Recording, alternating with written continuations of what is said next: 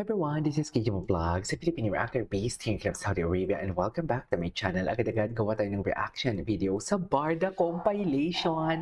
Chares! Jillman tayo for today's video, pero alam mo ang chika, hindi talaga, maniwala kayo sa akin, hindi si Kobe Brown ang kanibal for today's video. Walang Kobe, walang Jillian, walang ganon. COVID ba yun? COVID? Ano ba yun? Cobb Jill?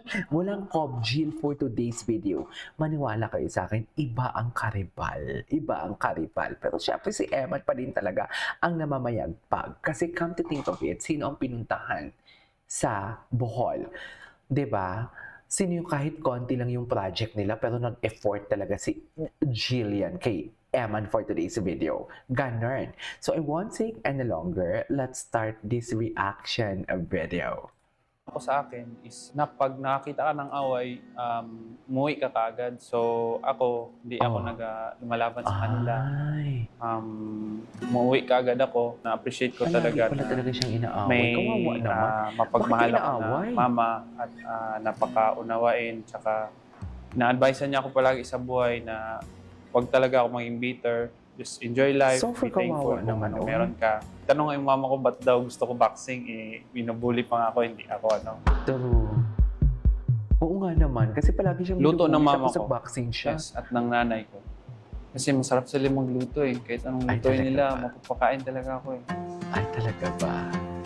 Pumunta kami sa Japan, kasama ko mama papa ko nung 12 years old ako. Bata pa lang ako, inaayos na ng mama at papa ko yung visa ko, passport ko. Tapos 5 years din kami sa Japan. Doon na din ako nag-high school, nag-graduate. Doon na rin ako nagpatuloy ng pag-aaral. Doon na rin ako nag-start din ng boxing. Hindi ako mabarkada eh. So hindi rin ako masyado masalita. Pero pag nakarating din ako sa bahay, doon na ako lumalabas yung kulit ko.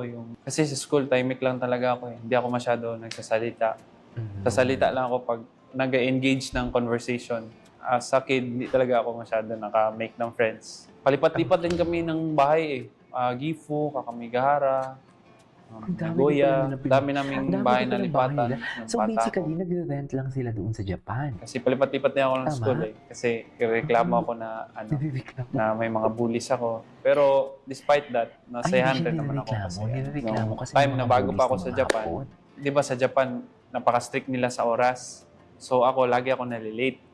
Nung una, nung one month or 2 months before, Oo. sabi ng teacher ko, asa na si Eman?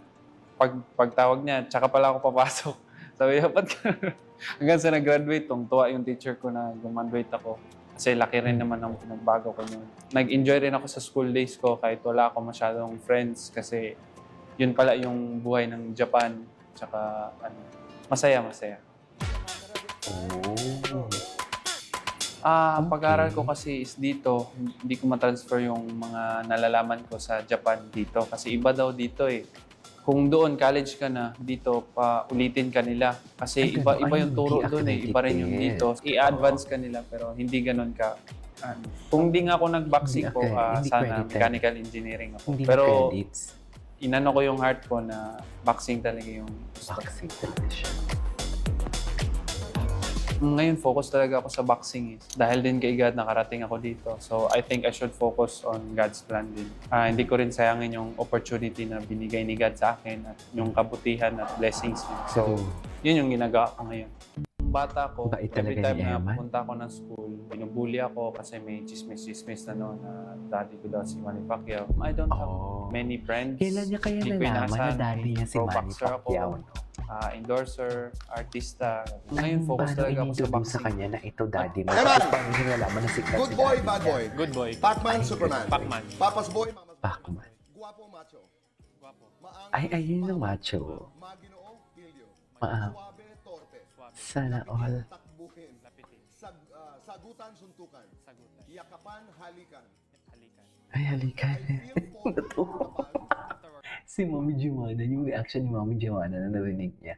Pastora pa naman to si Mami Juana. feel sexy kapag Pastora pa naman to si Mami Juana. Paano? mas kaugalian Paano ng naman daddy. to? Crush ng Ma'am. artistang Pinay. Jillian Ward.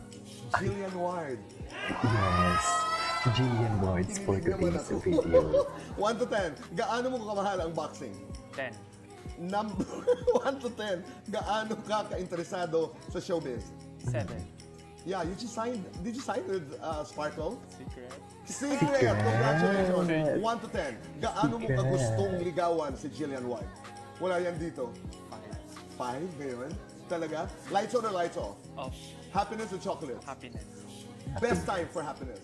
All the time. Complete this. Handa na akong Makinig sa mga plano ng Panginoon. Wow, I love that. pag I love nagkakausap that. kayo ng daddy mo, ano ang laging I just wanna paalala? watch this one. Always pray to the Lord. Seek His guidance. And when you pray to the Lord, naniniwala ka na dapat ang prayer ay specific. Opo, syempre naman. Your mom is a pastor. Mama, no? At napakaganda niya. Nakita ko siya dito sa studio. Thank you po. She's a beautiful, beautiful lady. Oh, totoo. First time ko makita. So, specific. Yes.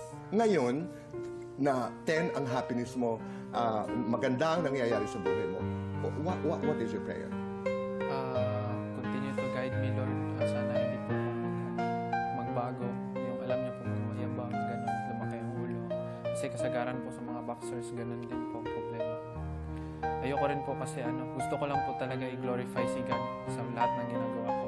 I don't care about the fame or money. Gusto ko lang manalo, i-honor din yung mama ko, at malinis yung pangalan ng mama ko. Tsaka, if Malinis God ang willing, mama. Malinis ang pangalan ng sarili mama mo ko. yung church. I love that.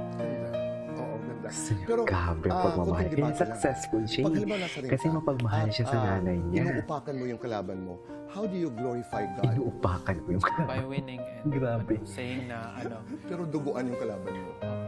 it's a sport po kasi yan po yung Hindi, gusto ko lang subukan yun. Kasi minsan hindi ko maintindihan yan.